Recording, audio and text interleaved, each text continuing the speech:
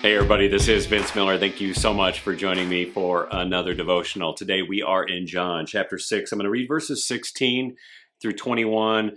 We just finished the miracle of the feeding the 5,000. It is now evening. Jesus slips away to a mountainside. Here's what happens next. When evening came, the disciples went down to the sea, got into a boat, and started across the sea to Capernaum. So the guys are leaving. They're going across the sea to the other side. They are fishermen, at least 7 of them. They know this boat, they know this lake, they grew up on this place. Okay, so they know it well.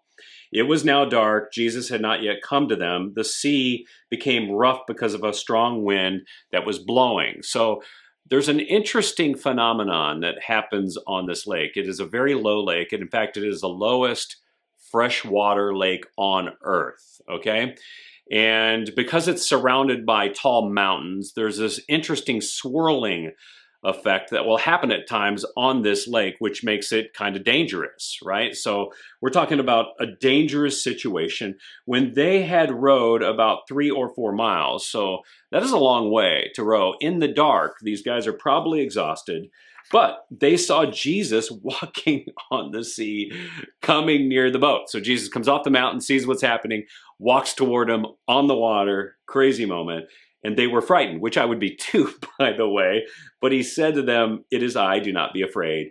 Then they were glad to take him into the boat, and immediately the boat was at land to which they were going. So like immediately, time and space, fast forwards to the other side.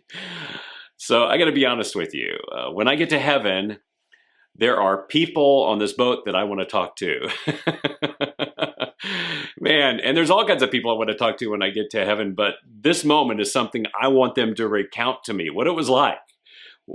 This is spectacular, by the way. Now, other gospels give us a little bit more detail about this occurrence, but even so, as we read John's gospel, we discover that there's this escalation of Jesus's display of power. Now, Jesus has already demonstrated that he's got power over so many things in this gospel, right? He's got power over chemical compounds like water, which he can reorder and reorient into a new compound of excellent wine. He's got power over the human body, from which he can remove illnesses and restore muscular strength from diseases that actually kill and disable people. He's got power over energy provided by food, which he can supply in endless, seemingly endless amounts from a random boy's tiny basket to thousands upon thousands of people. And in this moment right here from our text today, we realize he's got power over the unseen force of nature. Massive amounts of water and time and space as they instantly appear at the other side of the lake to their destination. I mean, this is kind of crazy, kind of miracle-working power. Yet, I have discovered in my 3 decades of following Jesus, you can see all these things even today. You don't have to wait to heaven to understand them and to see them and to talk with people who have experienced them. But here's the deal. If you want to see them, you're going to have to do 2 things. First, you're going to have to walk with Jesus for a while. Because guess what? Over time, he will open your eyes and increase your spiritual awareness so that you can see them.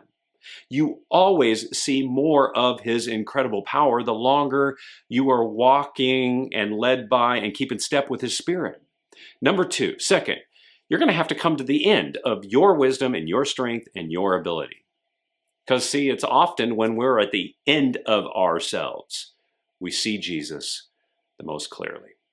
So far, in fact, all the people who received a miracle in this book were at the end of all natural resources. I mean, just think back at the wedding in Cana in Galilee.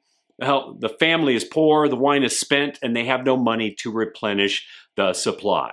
The official son, well, he's lying at death's door with no hope for healing. Jesus is his last hope. The invalid, the man born lame, couldn't walk his entire life. Jesus was his last hope. The 5,000 who were hungry, they had nowhere to go. They had no money to purchase the food that they would ever need. Jesus was their only hope. And the men on the boat right here? Again, 7 of them were experienced fishermen who had navigated this lake their whole life. Yet right now in this moment, they're completely exhausted. And when do all these people see the miracle working power of Jesus? When they can no longer do it themselves, when only Jesus can. So, if you want to see a miracle, commit to walking with Jesus for a very long time, and don't turn away from him when you're at the point of your greatest exhaustion. Turn toward him, and I bet you see a miracle. I love you guys. I pray this has blessed you. If it has, share it with someone else, and I'll see you right back here again tomorrow.